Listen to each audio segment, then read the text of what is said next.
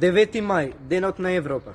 Низ историјата на европскиот континент постојано се правеле обиди за обединување на различни европски народи. Пред 3000 години во Европа владееле келитите, а потоа таа потпаднала под Римската империја.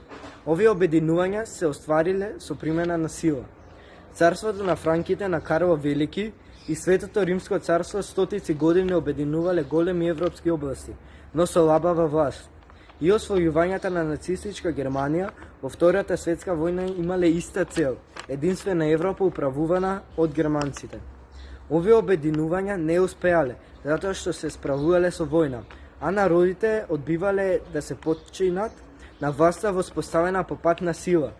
Меѓу првите идеи за мирно обединување на Европа преку соработка и рамноправност на народите идејата на познатиот француски писател Виктор Иго уште во 1849 година, познат по пророчките зборови.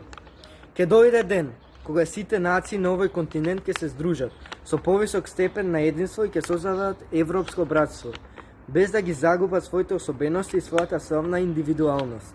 Ке дојде ден кога умовите ќе ги бијат единствените битки на отворени пазари на идеи. Ке дојде ден кога гласачките ливчиња ќе ги заземат куршумите и бомбите. Вакви и слични визионерски идеи, насочени кон создавање на нов поредок во Европа, имали многу познати државјанци и политичари, Роберт Шуман, Винстон Черчил и други. Ги убедувале своите народи дека треба да се обединат за подобра заедничка иднина. За остварување на вакви идеи и предвидувања било потребно повеќе од 1 век. За тоа време се случиле 2 светски војни и безброј други судари на европско тło, кои однеле милиони животи. Катастрофата од Втората светска војна покажала дека националните држави не ќе може да им овозможат економски успех на своите држави, ако се подпираат само на сопствениот интерес, а при тоа да не се грижат за интересите на другите држави.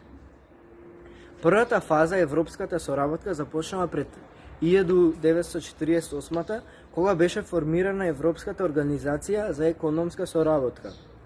За да се држи под контрола развитокот на германската тешка индустрија, францускиот министер за надворешни работи Роберт Шуман предложи план за создавање Европска заедница, која ќе контролира производството на јаглен и челик во Сојузна република Германија и Франција. Бијајќи предлогот беше прифатен на 9 мај 1950 година, овој ден се смета за родење на Европската унија и секоја година се прославува како Ден на Европа. Европската унија постои половина век и за овој период таа изгради теремелни вредности врз кои го гради сопствениот идентитет.